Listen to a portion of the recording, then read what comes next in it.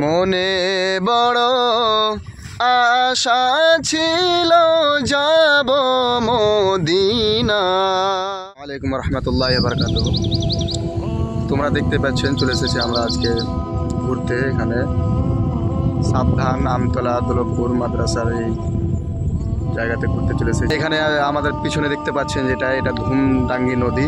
এই নদীটার কাছে আমরা ঘুরতে চলে এসেছি। তোমরা দেখতে পাচ্ছ এই নদী নাগর নদী জড়িত আছে, আপনারা দেখতে পাচ্ছেন।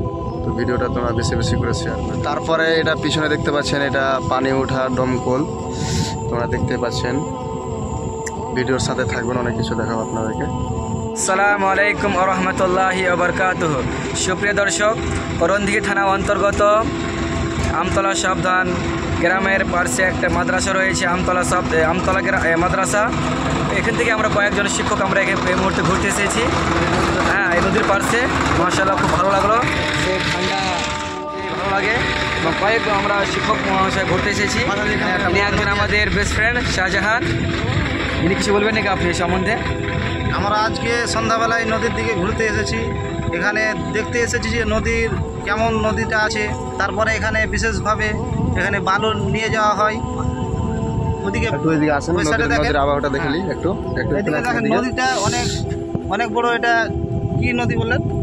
নাগর নদী। এটা নাগর নদী। ওই সাইডে বালু ড্যাম্পও রয়েছে, ওখান থেকে বালু প্রচার করা হয়, যেখানে সেখানে নিয়ে যাওয়া হয়। তারপরে এখানে আমরা এখন আছি, এখানে দমকল রয়েছে একটা, এই সাইডে দেখেন দমকলটা দেখেন। এখন একটা ছোট্ট গজল বলছি। দয়ার সাগর নবীজি কাফেরেরা চিনল না, বিনা দোষে নিষ্ঠুরেরা দিল কত যন্ত্রণা। দয়ার সাগর নবীজিকে কাফেরেরা চিনল না, বিনা দোষে নিষ্ঠুরেরা দিল কত যন্ত্রণা। শত শত কাফের ছিল, নবীজি ছিলেন একজনা। সবাই বলে মারো পাথর, কেউ তো নিষেধ করল না। এত পাথর মারে সেদিন আরব দেশের বেদিনে, পাথরেরই আঘাত খেয়ে লুটে পড়েন জমিনে।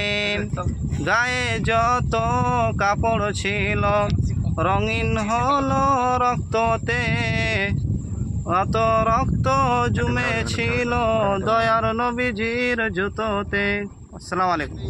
মনে বড় আশা ছিল যাব মদিনায়, সালাম আমি করব গিয়ে নবীজির রওজায়।